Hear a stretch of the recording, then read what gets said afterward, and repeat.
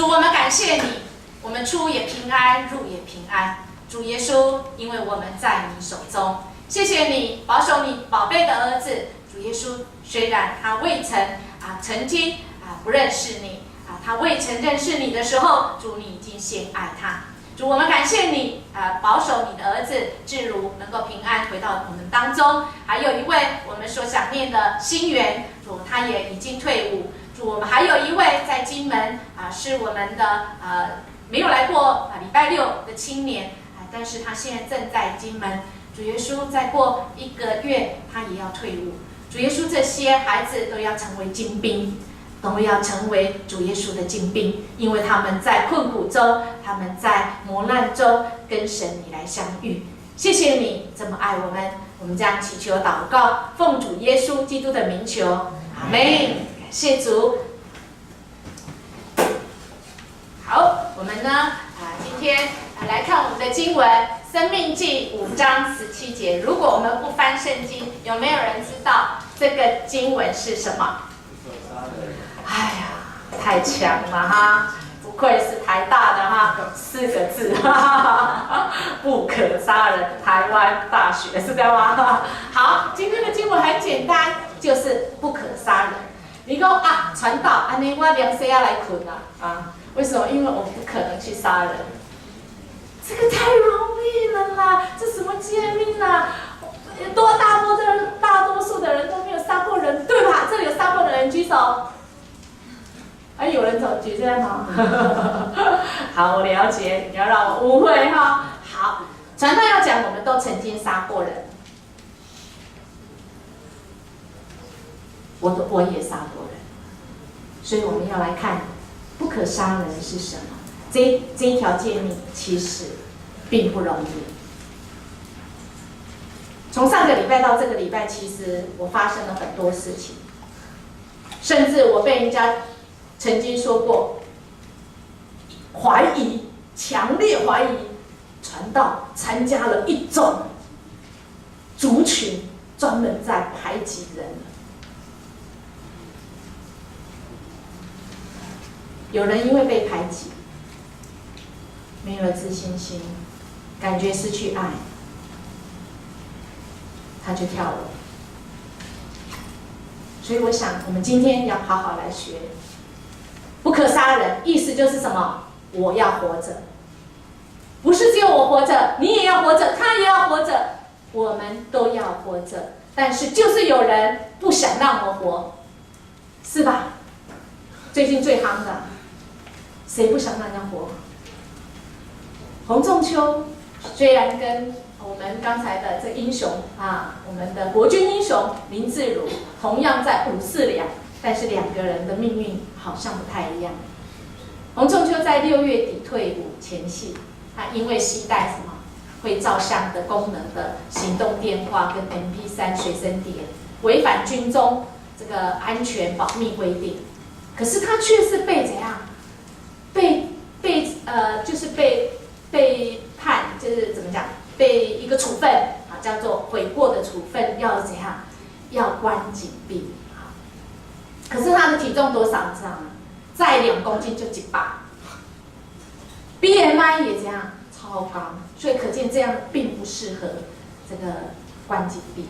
可是他在种种的情况下，目前还没有真正明朗化，这个真相还没有明朗之前，就是怀疑，就是会说他是因为中暑、热衰竭，最后引发了DIC 就是扩散性的血管内凝血而身亡，看起来很像这种经典里面都是乌青这样子，所以引发我们大家很多的关注，并且在上个礼拜的这个时候，在哪里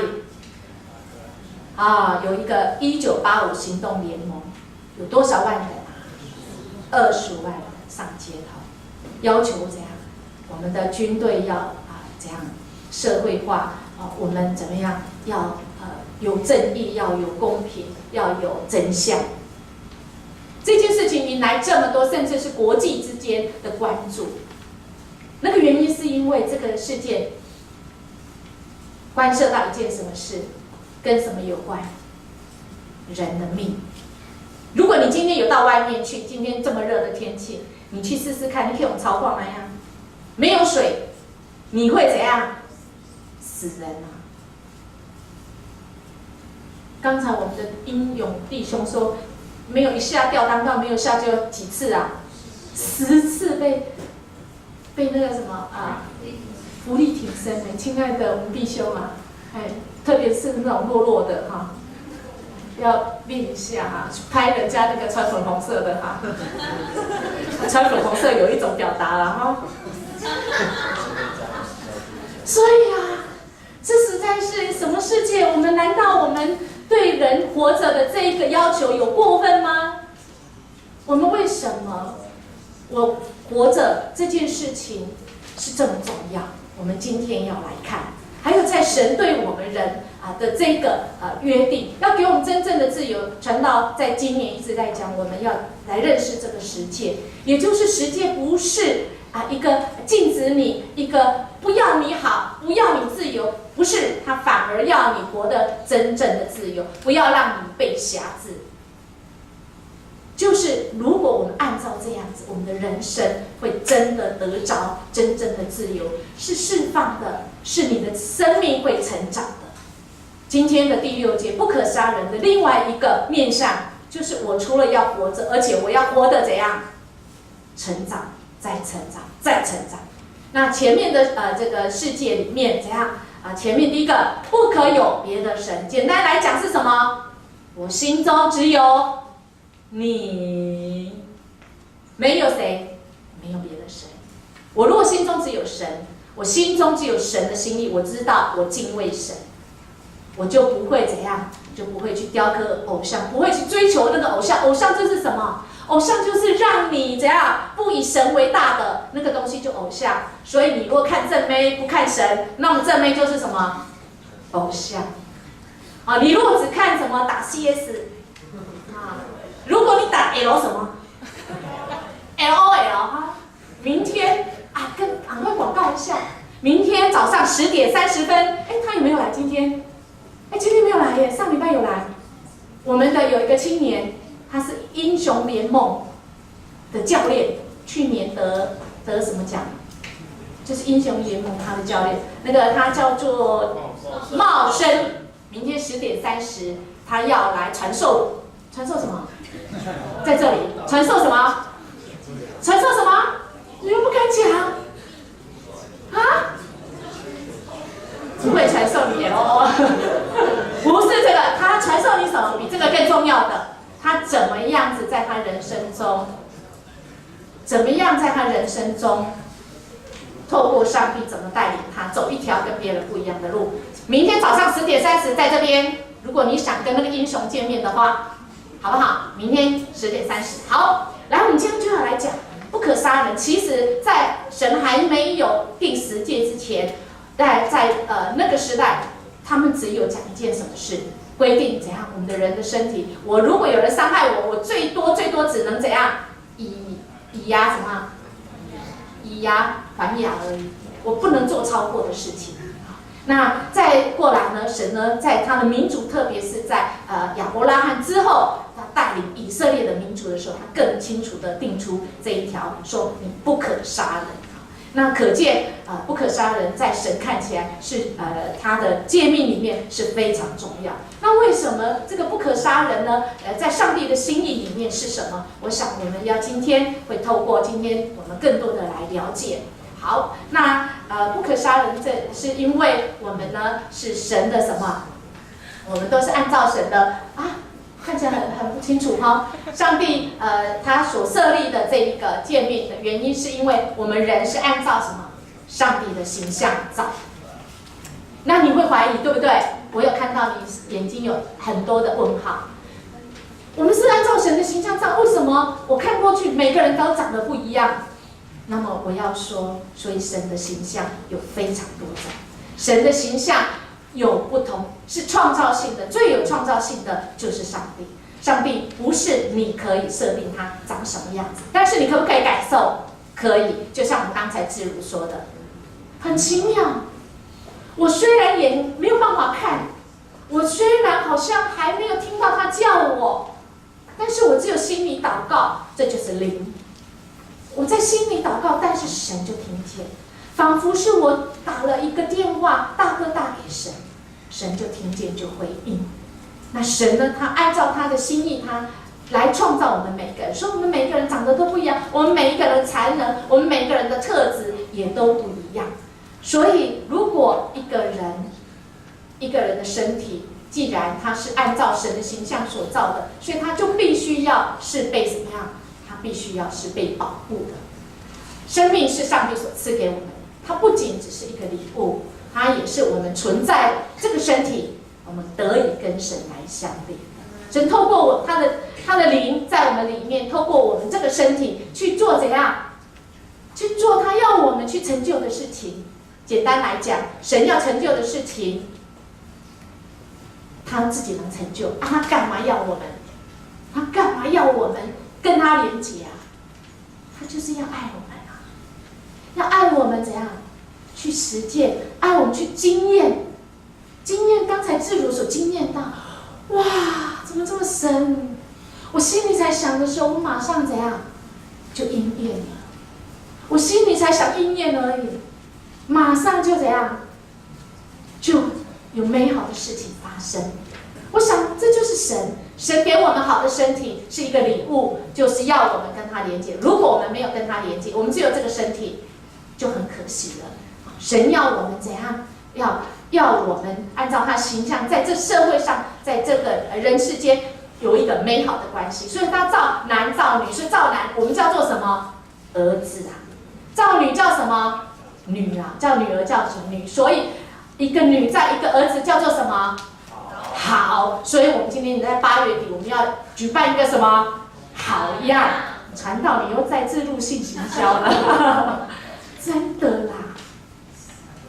我们是按照神的形象所造的，有男有女，我们常常不是在男女在相争吗？那就是因为我们从来没有学过怎么样子透过异性来认识我自己的身体多么跟对方不一样。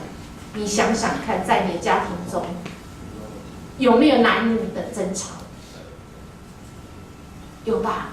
父母之间的争吵，常常其实就是因为他们不了解对方跟我的关系不一样在哪里。所以我们透过好样，今年在这个月底有4天3夜，我们要在这里彼此要来认识，怎么样来好好的跟彼此不同的就是异性当中怎么样来相处，更多的来知道我自己身体界限跟心理界限。所以当我喜欢一个人的时候，我要怎么样跟他相处，我要怎么样来好好谈恋爱。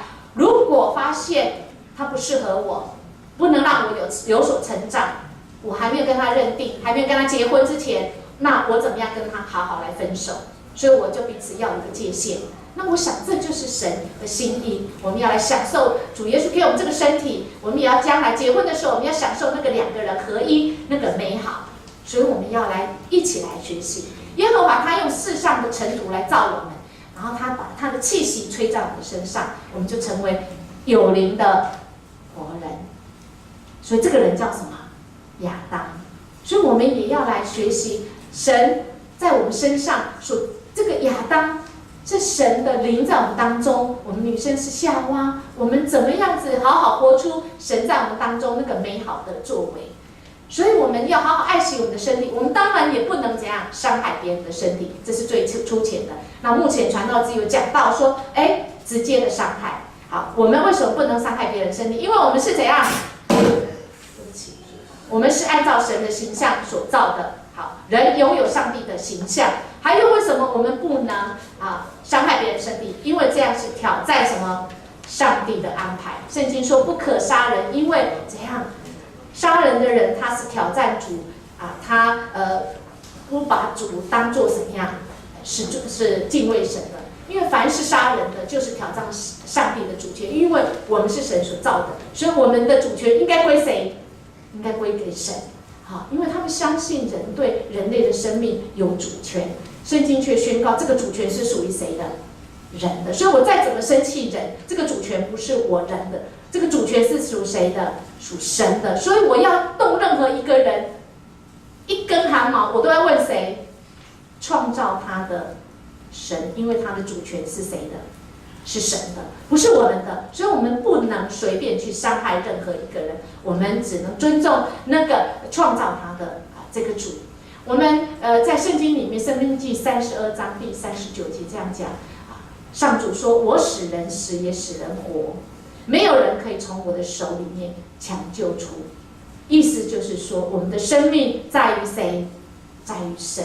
神我们都是属神的。所以在约伯里面，他说：“赏赐的是耶和华，收回的也是耶和华。”所以，如果我们在苦难中，我不知道你是不是在苦难中。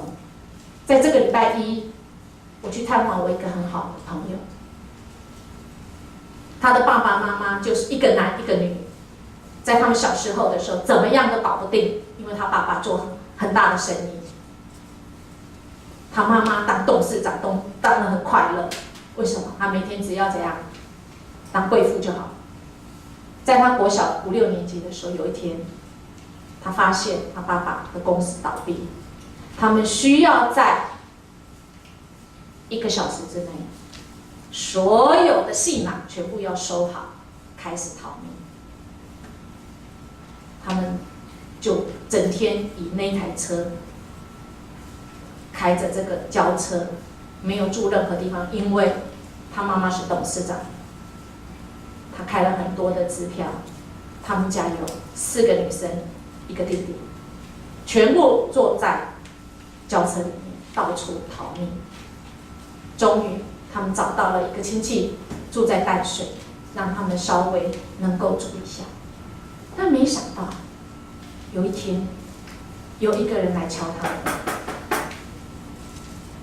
他们吓了半天，以为是追债的人来，结果一打开门，是一个非常漂亮的贵妇，但是她的脸一点都不贵，是鬼。他指着他妈妈的脸：“你为什么抢我的？为什么抢我的老公？”就发生什么事？他永远都不知道。他的爸爸原来在他国小1年级的时候已经有外遇，而且还生了一个小男孩。他妈妈非常的难过，遇到这个事情，结果又遇到了外遇，他心中非常的苦，而且那时候没有人成为他们支持。他说他记得那一天隔天，他们正好要。学校国小毕业典礼，他得到了市长奖，他非常会读书。他爸爸跟他讲，你明天好好去学校领奖。为什么他发抖？因为他妈妈不见了。他妈妈自从那个女生一来到他家，讲了这件事情以后，疯狂跑出去，再也没有见他的人。他们开始去找。当他去到学校领了市长奖回来的时候，得到一个消息，就是他的妈妈在苏澳的港边，他一个人照顾3个妹妹，1个弟弟。他爸爸说：“你在家，我去把你妈妈救回来。”有没有回来？心意这样。心已死了，有没有救回来？看到摇头就知道，你跟他一样绝望。但是神很奇妙，那时候他还不认识神嘛，所以传道常常在祷告。你还没有认识神的时候，神就先爱你了。他妈妈在走到海边的时候，有人把他救起来。可是这个家庭怎么办？救起来以后面对的是什么？过1个礼拜，他妈妈就被抓去关了，因为他是什么？董事长，不懂事的董事长，因为他不知道怎样当了董事长要负责、要负债、要做很多的事情。他因为签了很多的支票，他必须被抓去关，所以他爸爸就照顾他们。可是他爸爸真的没有办法照顾他们，所以他爸爸就把他们带去哪里？带去那个阿姨家。那个阿姨在做什么？那个阿姨家很多的女人跟男人，她阿姨在做什么？应招在。所以她从很小的时候就看到这些男男女女。她不知道，从来不知道什么是爱。她带着4个妹妹，没有多久，当她妈妈的娘家一知道我女儿被抓去关，那你一个男人居然跑去跟你的那个怎么讲，小三一起住在一起，她的娘家马上这样告她诈欺。接下来你们知道下场是什么吗？她爸爸也被抓去关。没有爱的家庭，以牙还牙，没有错，你吐了一口气，我的女儿怎么可以这样？不公平！结果4个女儿1个儿子流落什么街头。我的这个好朋友，每一次说到他的过去，有没有掉眼泪？没有，他从来不掉一滴眼泪。再怎么样感动的聚会，他一滴眼泪都不会掉。他很会读书，他就是东跑西跑，在应召站。后来这个阿姨养他们，可是那个阿姨非常的生气，你们跟我无亲无故，我养你们干什么？所以他在每次吃药吃毒品完以后，他们就会有一天晚上就会常常用嘴巴怎样虐待他们，骂他们。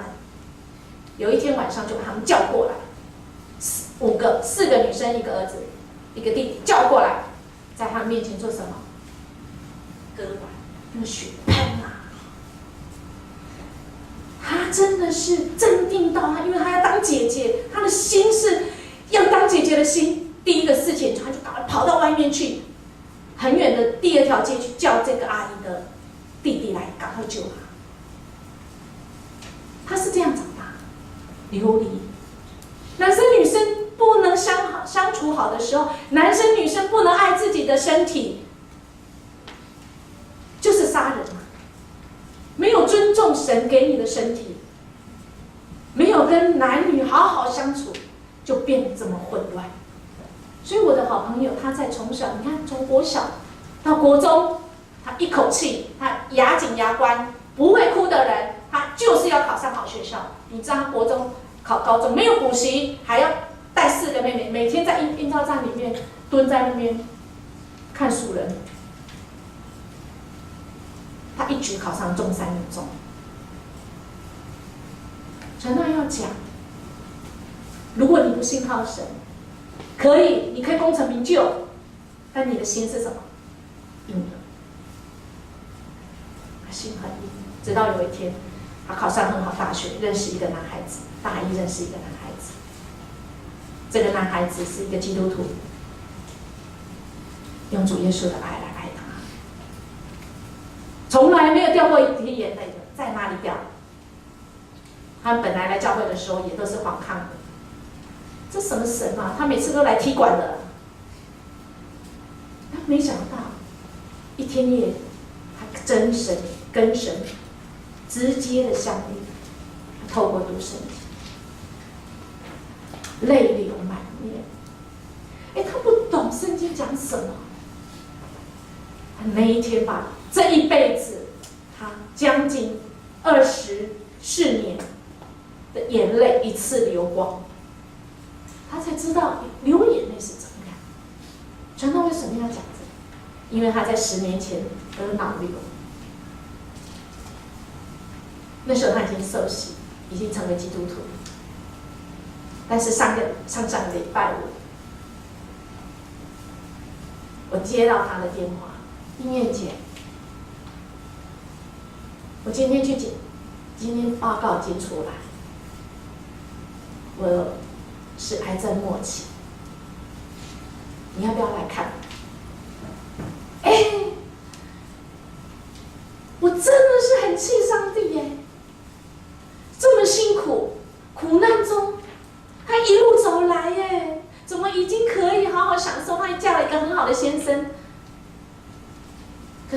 却面对的是癌症已经末期。礼拜一我一大早去到台南，敲门，打开门一看，我没有看过那么喜乐的脸嘛。接下来我想我就不多说。他说他知道将来要去哪里，他的身体只是什么？只是神租用给他。有一天他要还，他的盼望在未来。他说：“一念姐，我们都是倒数啊，谁不是倒数？这里不是倒数的，告诉我。只是我比别人更幸运，我知道我可能日子快到了，我赶快来跟你们交代。我有喜乐，我要做见证，所以我计划在下个礼拜一，我要拿录影机去，有机会你们会听到他的见证。因为他说，他的身体就是要来见证神的。虽然他的身体因为脑瘤，因为现在淋巴都长出来，虽然他的3个妹妹没有机会爱神，没有机会被神爱，所以他3个妹妹都长得很漂亮，都是成为人家的什么2奶，都是人家包2奶，只有他是真正当结婚。因为他被神的爱、生命改变，他没有看这些，好像看起来这世界上他没有人家好，没有，其实他见证了神，他的生命知道是有盼望的。所以我们的生命是神圣，我们应该要彼此尊重，甚至连动物我们都要来尊重，因为这些也都是神所创造的。在我们的我们看到这个挪亚方舟，神也怎么样？神也透过挪亚方舟里面每个动物，他更知道是怎样，他跟人也约定说怎样，我知道我以后不再用怎么样大水来灭这个世界。我们的这个世界，我们不应该用不正当的方式来剥夺上帝的荣耀。上帝赐给我们人的生命气息，在他给我们的这个身体里面。这个加尔文说什么？若我们不想迫害上帝的形象，我们就当将邻舍看为什么？圣洁，就是我们身边的人。若我们不顾惜成为一个不人道的人，那么我们就当要爱惜别人的肉体，就像我们要爱自己一样。所以我们呢，我们不可以伤害别人，这是神的教导。我们原因我们刚刚已经讲，因为我们的身体是按照神的形象所造的我们不能剥夺神在对我们身体的主权，所以我们真的要再一次说，我愿意我的主权交给神。我们的生命是神神圣的，是应该被尊重的。那么我们要怎么样子来更多来认识说，我们伤害人身体有很多种形式，谋杀。我们今天为什么会说谋杀跟自杀也是一个伤害自己的身体呢？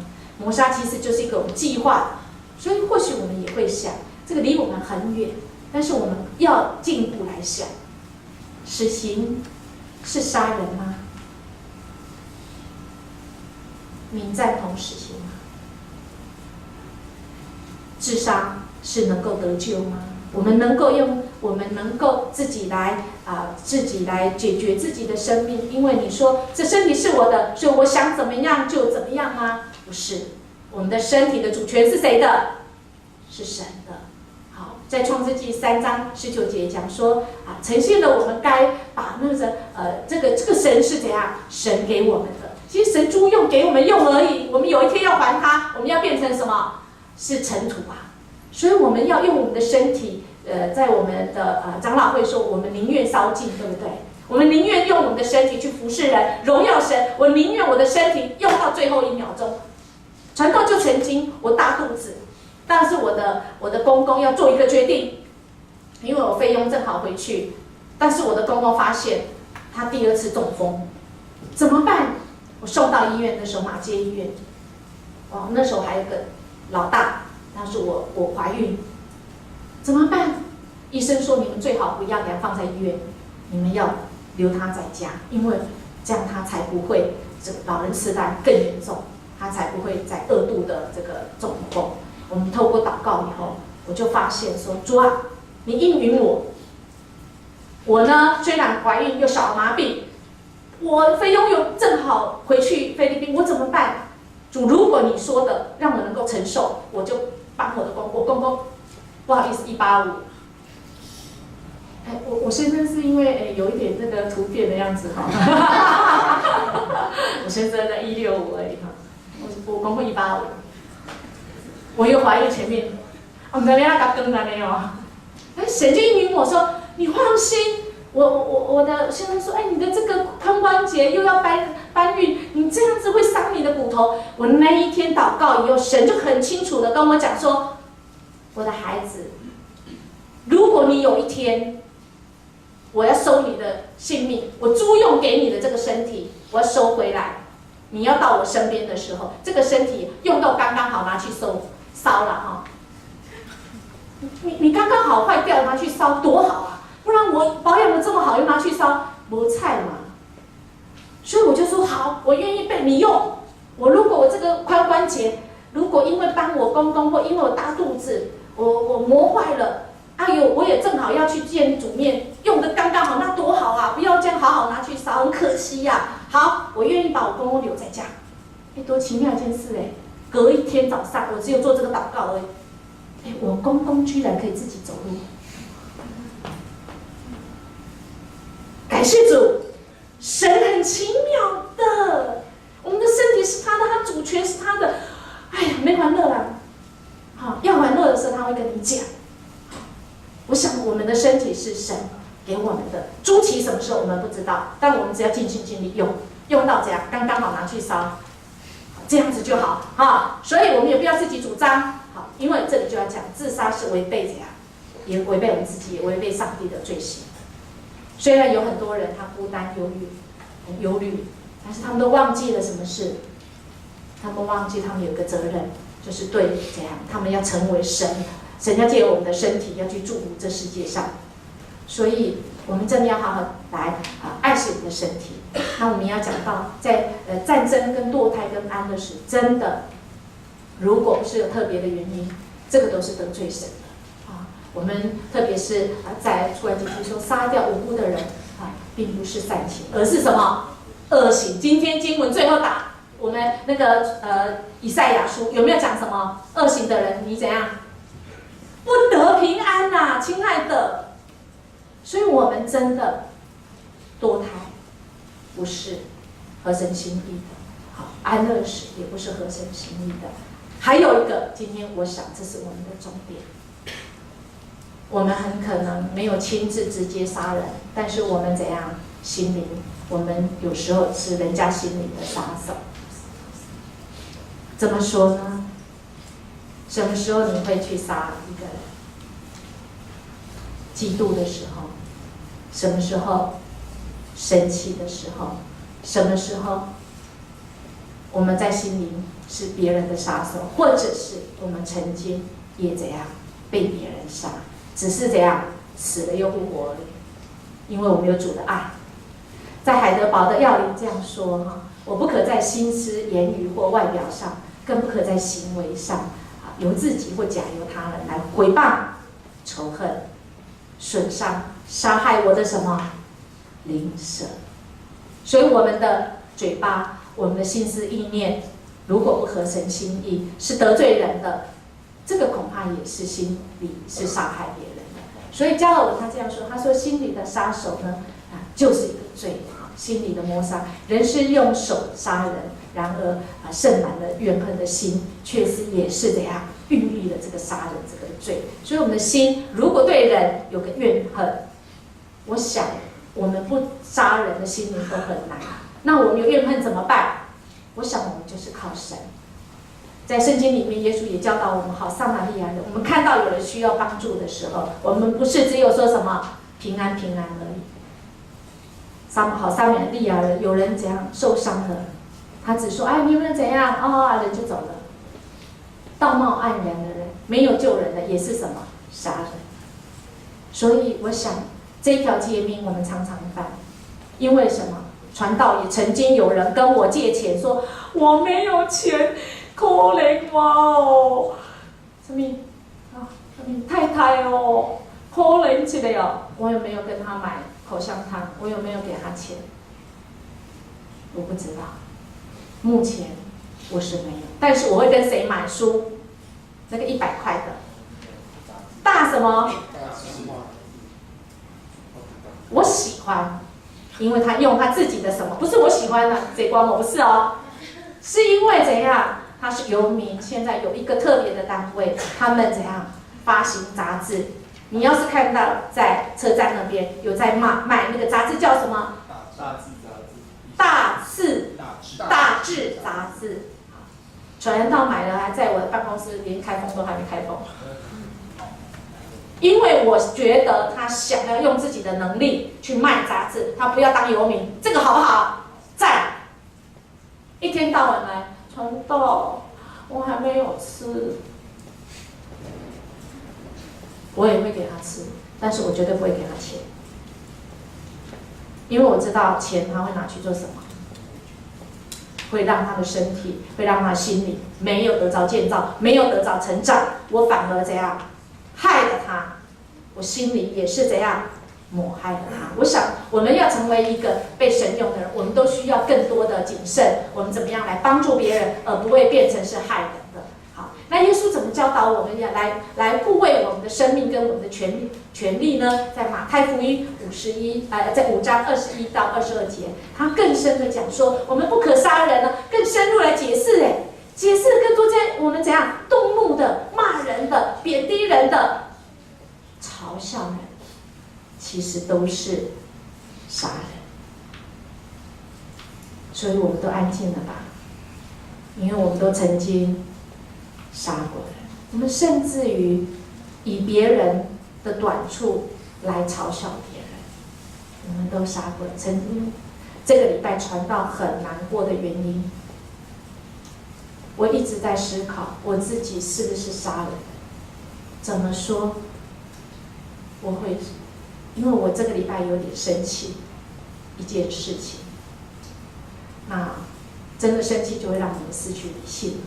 那这个事情有机会我再跟大家来分享。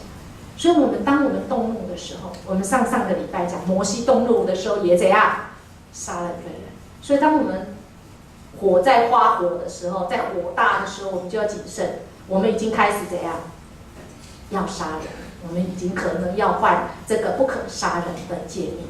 那耶稣的原则就是我们己所不欲，勿施于人。那就是今天传道要讲。或许我们有人讲，有人为人抱不平说，我们排挤传道，你排挤任何一个人，传道心里想得很难过。所以我就再一次来想，什么是排挤？你有没有排挤过别人？你有没有被排挤过？我再一次，这个礼拜我都4点就起来，到前天我凌晨3点就起来，我的脸就是呼吸，我的睡觉起来第一个就浮现有一个人的脸，我就说主啊，求你赦免我，如果我得罪了人，我在有心无心得罪了人，求你赦免。因为我们在生活中我们会听到什么闲言闲语，我们或许自己不会说，特别现在是怎样 FB 上很多，我们或许心里也被影响，我们也花火了。本来我不应该这样决定，但是因为我可能花火了，我就失去理性。在我们的生命中，在我们生活中，这些都会让我们怎样，都会步入那个危险，就是我们可能会成为排挤别人的人，我们可能成为不尊重别人的人。那我想，我们如果要再一次比较深的来探究，我们只会排挤别人，或者是被排挤，我想这就是因为我们尊重。我们有没有尊重他是神的儿女？我们有没有尊重人？那或许我们会说，是他排挤我，我是被推到没地方去的人。我不知道，我现在真的老实说，我还不清楚。求神你饶恕我，如果你们能够帮助传道，传道愿意说你们来帮助传道，我们都不要成为那杀人的人，我们不要成为排挤别人，也不要成为那个被排挤。求神给我们智慧，人的贪婪跟不尊重，我们就是会用多数来怎样用多数来取胜。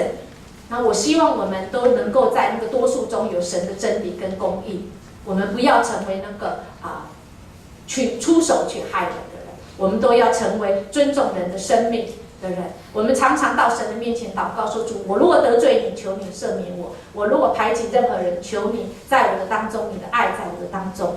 如果你发现我们当中有这样，我们一起来认罪，我们一起展开我们的手。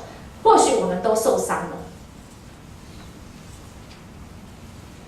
或许我们都受伤，所以我们都拒绝了彼此的爱。不知道，但是感谢神的爱在我们当中，让我们还有机会，让我们有机会，我们彼此保全，彼此能够生命，让我们有一天我们在主里面，我们能够和平来相处，我们更能够彼此相爱，彼此来认罪。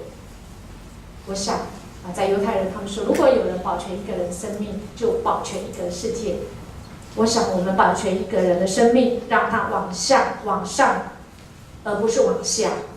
虽然他可能往下，我们就来到神面前认罪，求神帮助我们。因为我们真的是有时候我们有限，我们真的有时候不是那么公正公义，因为公正公义就只有在神。如果我们真的有做得不好的，我们有得罪神的，求神的爱在我们的当中，他要来医治我们。因为只要是一个受伤的人，讲不了好话，一个受伤的人他就很容易发怒。一个受伤的人没有办法爱人，没有被主爱够，你只会去发怒，你只会去排挤人，你只会去要求自己，我要怎么样？我们求神在我们的当中，求神教导我们，求神帮助我们彼此的生命不是伤害，我们彼此都能够到神的面前被神好好的来爱。如果你有任何的困难，也恳求你来找传道，我们一起祷告。传道不是神，但是传道要来跟我们大家协助我们大家一起到主的面前，跟神和好，跟人跟自己和好，跟人和好，医治在神，我们的生命会得着